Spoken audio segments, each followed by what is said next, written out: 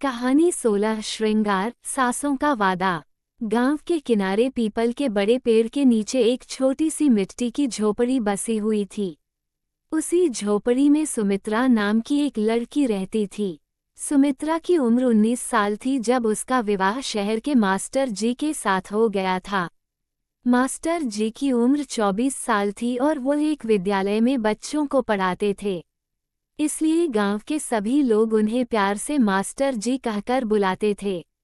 ससुराल वालों ने शादी से पहले कहा था कि लड़की बहुत सुशील और संस्कारी है।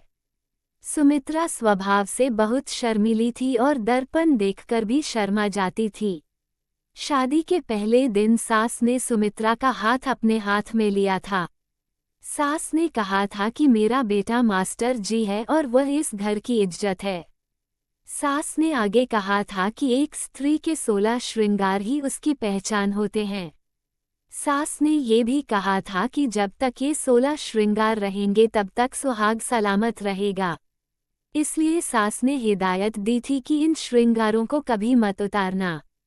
सुमित्रा ने सिर हिलाकर हाँ कह दिया था और उस बात को गांठ बांध लिया था। उस दिन के बाद से सुमित्रा ने 16 श्रृंगार को अपने जीवन का नियम बना लिया था। वो रोज सुबह आईने के सामने बैठकर बड़े प्रेम से अपना श्रृंगार करती थी। पहला श्रृंगार बिंदी था। सुमित्रा रोज सुबह 4 बजे उठकर सबसे पहले माथे पर लाल बिंदी लगाती थी। जब वह मास्टर जी को चाय देने जाती थी तो मास्टर जी कहते थे कि तेरी बिंदी देखकर मेरा दिन अच्छा जाता है। ये सुनकर सुमित्रा धीरे से हंस देती थी और उसकी आंखों में उम्मीदें चमकने लगती थीं। दूसरा श्रृंगार काजल था। सुमित्रा आंखों में काजल इसलिए लगाती थी ताकि वह सुंदर लगे। सास ने कहा था कि काजल लगाने से बुरी नजर नहीं लगती है, इसीलिए सुमित्रा रोज नियम से अपनी आंखों में काजल लगाती थी। तीसरा श्रृंगार मेहंदी था। करवा चौथ के दिन सुमित्रा अपने हाथों में गाढ़ी मेहंदी लगाती थी। लोग कहते थे कि मेहंदी का रंग जितना गहरा होगा सुहाग उतना लंबा होगा, इसलिए वह पूरी रात अपने हाथों को सहलाती रहती थी और मेहंदी के सूखने के साथ साथ उसके सपने भी गहरे होते जाते थे। चौथा श्रृंगार चूड़ियां थीं। सुमित्रा कांच की हरी चूड़ियां पहनती थी जिनकी खनक पूरे घर में गूंजती थी। जब चूड़ियां खनकती थीं तो घर में खुशी का माहौल आ जाता था। मास्टर जी दूर से ही चूड़ियों की आवाज पहचान जाते थे और कहते थे कि सुमित्रा आ गई। पांचवा श्रृंगार कुमकुम यानी सिंदूर था। सुमित्रा रोज सुबह आईने के सामने बैठकर अपनी मांग में लाल सिंदूर भरती थी। उसे लगता था कि सिंदूर भरने से उसकी जिंदगी की लकीर और मजबूत हो रही है। छठा श्रृंगार हार था। सुमित्रा के गले में मंगलसूत्र का हार हमेशा रहता था। वह हार भारी था लेकिन सुमित्रा उसे कभी उतारना नहीं चाहती थी, क्योंकि उसी हार में उसका घर और उसका सुहाग बसा हुआ था। सातवां श्रृंगार नथ थी। सुमित्रा की नाक में छोटी सी नथ पहनने की ससुराल की रस्म थी। जब उसने पहली बार नथ पहनी थी तो उसे बहुत दर्द हुआ था। तब मास्टर जी ने उससे कहा था कि बहू, जिंदगी में दर्द सहना भी सीखना पड़ता है।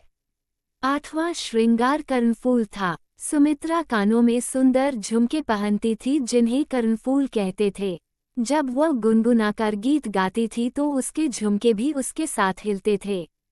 नौवां श्रृंगार बाजूबंद था। सुमित्रा की बाहों में सोने का बाजूबंद था जो उसे सास से मिला था। वह बाजूबंद सास की निशानी था, इसलिए सुमित्रा उसे बहुत संभाल कर रखती थी। 10वां श्रृंगार कमरबंद था। सुमित्रा कमर में चांदी की करधनी बांधती थी। जब वह घर का काम करती थी तो करधनी की खनक लगातार आती रहती थी। 11वां श्रृंगार पायल थी। सुमित्रा के पैरों में चांदी की पायल थी। जब वह आंगन में चलती थी तो पायल की रुनझुन की आवाज आती थी।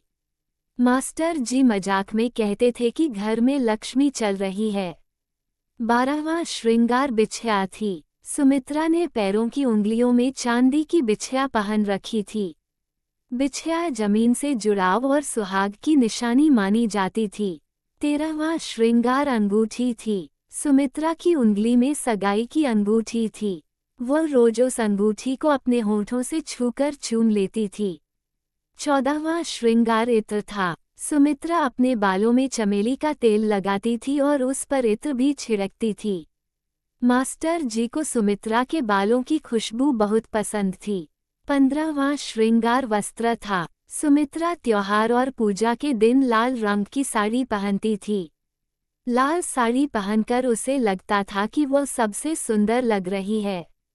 16वां श्रृंगार मुस्कान थी। सबसे आखिरी और सबसे बड़ा श्रृंगार सुमित्रा की मुस्कान थी।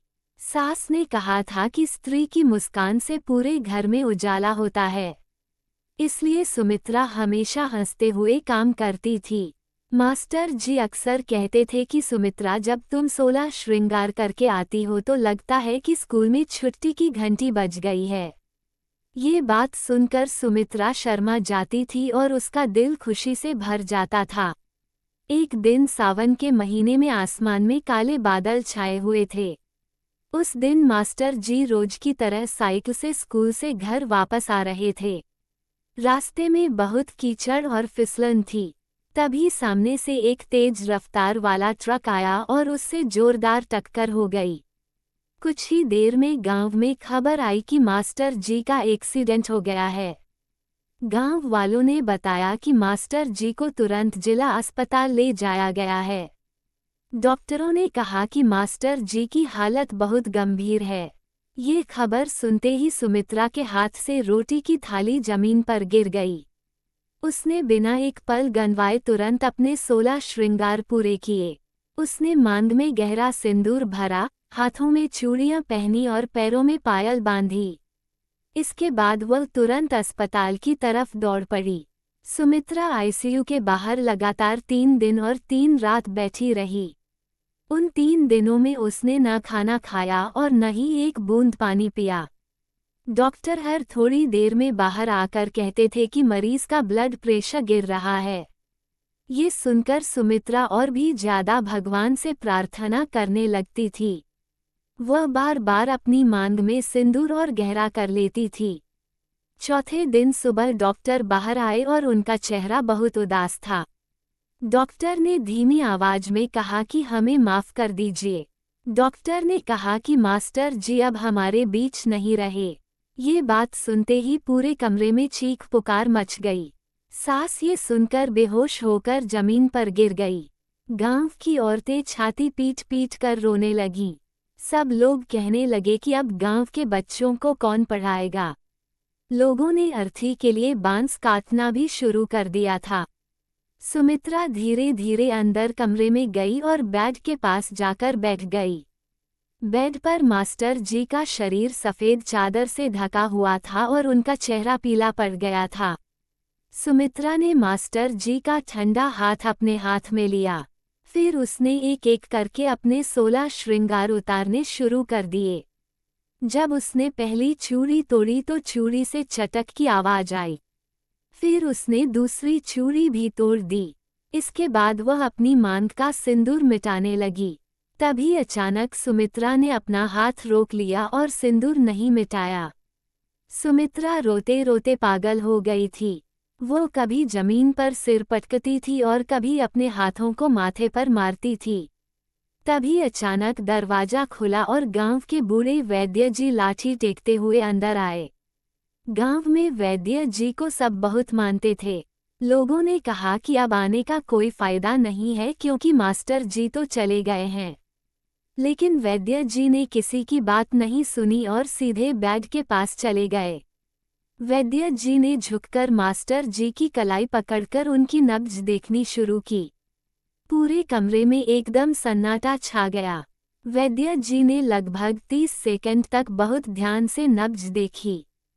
फिर अचानक वैद्य जी ऊंची आवाज में बोले कि अरे मूर्खों, तुम लोग क्या कर रहे हो।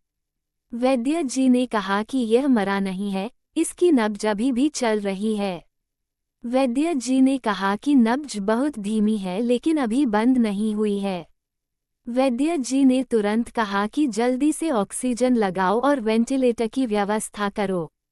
ये सुनकर सभी लोग आश्चर्य से चौंक गए। नर्सें और डॉक्टर तुरंत दौड़े और मास्टर जी को आईसीयू में शिफ्ट कर दिया गया। सुमित्रा फर्श पर बैठकर रोई नहीं बल्कि जोर से हंस पड़ी। सुमित्रा ने आसमान की तरफ देखकर कहा कि मेरे 16 श्रृंगार झूठे नहीं हैं। लगातार 15 दिन तक इलाज चलने के बाद एक दिन मास्टर जी को होश आया। आंख खुलते ही मास्टर जी ने सबसे पहले सुमित्रा को देखा। मास्टर जी ने धीमी आवाज में कहा कि सुमित्रा मुझे चाय पिलाओ। ये सुनकर सुमित्रा मास्टर जी से लिपट गई और फूट फूट कर रोने लगी। सुमित्रा ने कहा कि मास्टर जी आप मुझे छोड़कर जा रहे थे ना। तब मास्टर जी ने अपने कमजोर हाथ से सुमित्रा की आधी टूटी हुई चूड़ी को सहलाया। मास्टर जी ने कहा कि तूने अपनी मांग का सिंदूर नहीं मिटाया इसलिए मैं वापस आ गया।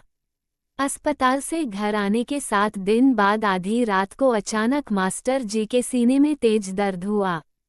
मास्टर जी की सांस भी फूलने लगी थी। ये देखकर सुमित्रा बहुत घबरा गई और उसने तुरंत एम्बुलेंस को फ़ोन किया। रास्ते भर सुमित्रा मास्टर जी का सिर अपनी गोद में रखकर बैठी रही। वह बार बार मास्टर जी से यही कह रही थी कि आपको कुछ नहीं होगा। सुमित्रा ने कहा कि वैद्य जी ने कहा था कि आपकी नब्ज चल रही है इसलिए आप ठीक हो जाएंगे। अस्पताल पहुंचने पर डॉक्टरों ने बताया कि अंदर खून का रिसाव हो रहा है। डॉक्टरों ने कहा कि तुरंत ऑपरेशन करना पड़ेगा। मास्टर जी का ऑपरेशन लगातार 6 घंटे तक चला। इन 6 घंटों में सुमित्रा बाहर बैठकर भगवान से प्रार्थना करती रही। सुमित्रा ने अपनी पायल उतारकर भगवान के सामने रख दी। सुमित्रा ने भगवान से कहा कि अगर बलि लेनी है तो मेरी खुशी ले लो लेकिन मेरे सुहाग को बचा लो। 6 घंटे बाद डॉक्टर बाहर आए और उन्होंने कहा कि ऑपरेशन सफल रहा है। ये सुनते ही सुमित्रा खुशी के मारे रो पड़ी। इस घटना को अब 2 साल बीत चुके हैं। अब मास्टर जी स्कूल नहीं जाते हैं बल्कि घर पर ही बच्चों को ट्यूशन पढ़ाते हैं। सुमित्रा अब पहले से भी ज्यादा सजती है और श्रृंगार करती है। गांव की लड़कियां जब सुमित्रा से पूछती हैं कि तुम इतना क्यों सजती हो, तब सुमित्रा हंसकर जवाब देती है कि जिस दिन सब लोग रो रहे थे। सुमित्रा कहती है कि उस दिन वैद्य जी ने कहा था कि नब्ज चल रही है। सुमित्रा कहती है कि उसी दिन से मैंने समझ लिया है कि 16 श्रृंगार केवल सजावट नहीं है। सुमित्रा कहती है कि 16 श्रृंगार इंसान की सांसों की तरह जरूरी होते हैं। हर करवा चौथ पर सुमित्रा पूरे 16 श्रृंगार करती है। रात को वह छत पर जाकर चांद के साथ साथ मास्टर जी को भी देखती है। मास्टर जी उसकी बिंदी ठीक करते हैं और कहते हैं कि यह टेढ़ी हो गई है। तब सुमित्रा कहती है कि इसे ऐसे ही रहने दीजिए। सुमित्रा कहती है कि इसी टेढ़ी बिंदी ने आपको वापस लौटाया है। रात को जब सब लोग सो जाते हैं तब पीपल के पेड़ के नीचे से पायल की रुनझुन की आवाज आती है। उसके बाद मास्टर जी की आवाज आती है जो पूछते हैं कि सुमित्रा चाय मिलेगी क्या। जवाब में सुमित्रा की आवाज आती है जिसमें 15 दिन का दर्द और 2 साल का सुकून दोनों शामिल होते हैं। सुमित्रा कहती है कि रुको मास्टर जी मैं अभी चाय लेकर आती हूँ। गांव के लोग जब सुमित्रा से पूछते हैं कि क्या तुम्हें डर नहीं लगता, तब सुमित्रा मुस्कुराकर कहती है कि डर तो मुझे उस दिन लगा था। सुमित्रा कहती है कि उस दिन सब लोग रो रहे थे और वैद्य जी ने कहा था कि नब्ज चल रही है। सुमित्रा कहती है कि उस दिन के बाद से मेरा सारा डर खत्म हो गया है। सुमित्रा को पूरा विश्वास है कि जब तक उसकी मांग में सिंदूर है, सुमित्रा को विश्वास है कि तब तक मास्टर जी की नब्ज चलती रहेगी। इसलिए अब 16 श्रृंगार सुमित्रा के लिए केवल श्रृंगार नहीं रहे हैं। 16 श्रृंगार उसके लिए दुआ बन गए हैं, वादा बन गए हैं। अब 16 श्रृंगार मेरी पूजा है। @सुनील सिंघग्र चैनल को सब्सक्राइब करें, वीडियो को लाइक करें और शेयर करें। वीडियो देखने के लिए धन्यवाद।